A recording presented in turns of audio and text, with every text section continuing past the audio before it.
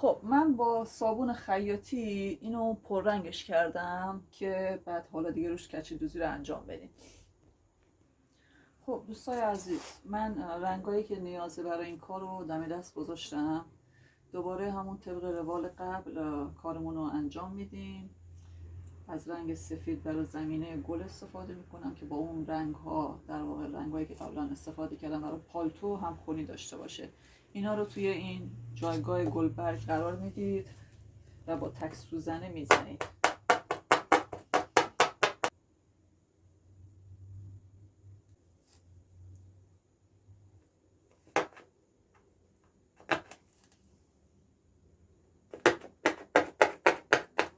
خب نمای کلی این گلای سفید رو ما درست کردیم. الان میریم که روشون سایه ها رو بزنیم.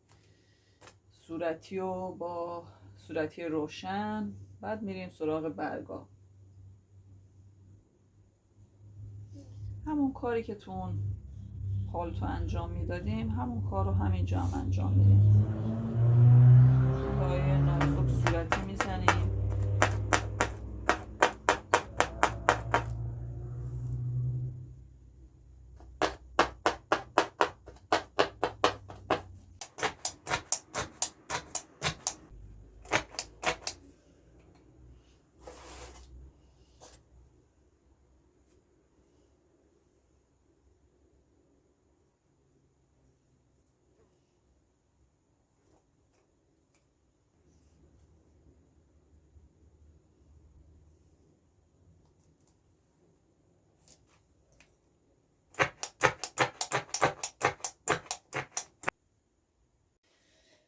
خب دوستان میریم سراغ ساقه.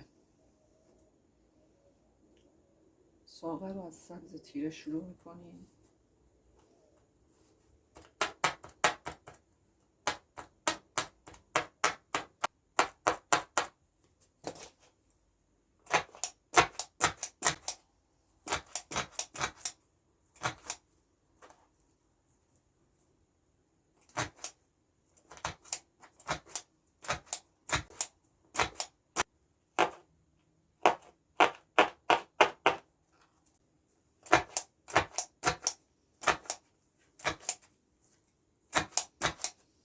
یه خط روشنم روش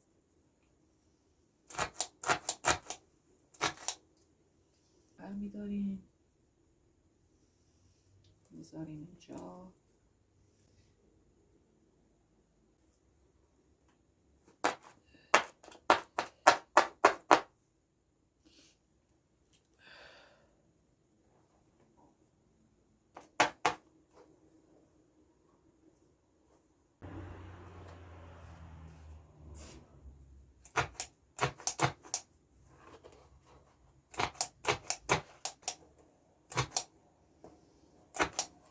خب این برگم اینجوری درست کردیم. بقیه برگا و ساقه هم که مثل همین برگ و ساقه انجام میشه. بعد میریم سراغ کلن 7 سوزن زدن برای محکم کار. برای دونه گل که یه تیکه از زرد، این زردی که پررنگ تره، زردی که به نارنجی میزنه، گذاشتیم وسط و اینو زدیم.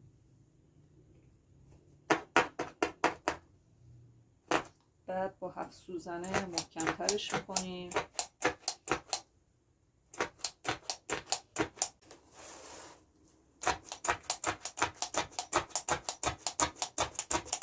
بعد میریم سراغ زرد روشن.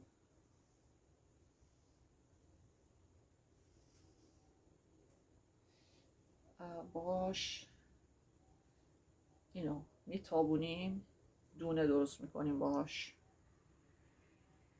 خورده پارچه میدیم، فیکسش میکنیم.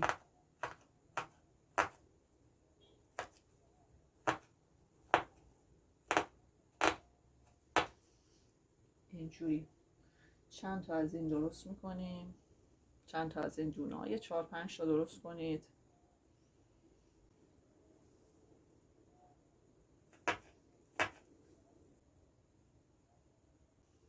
حدود 5-6 تا از این دونه ها میتونید درست کنید.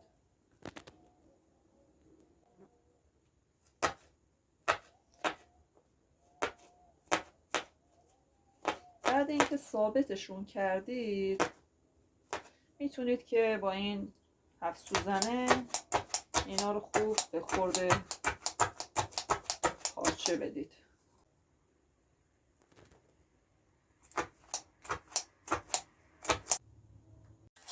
دوستان بعد اینکه کل طرح ما تثبیت کردیم روی پارچه با این تک سوزنه، بعد میریم سراغ این که کلشو با 7 سوزنه اول روی یونولیت میزنیم یه ذره خورد پارچه بره، بعد میذاریمش روی بروس مخصوص کچه یا همین فرچه موکتی که من بهتون توصیه کردم در اول کار میتونید استفاده کنید.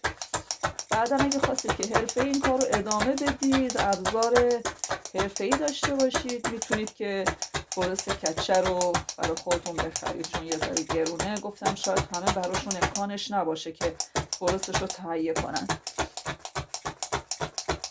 وقتی کلش رو اینجوری زدید، بعد میتونید، البته خیلی وقت دارم میزنم، بعد خواستم که بهتون نشون بدم، بعد میذارید رو بروس فرچه و همین پروسه رو برای هر گلبرگ حداقل تا 100 بشمرید و برید سراغ گلبرگ بعدی تا خوب به خورد پارچه بره و با پارچه هم سطح بشه.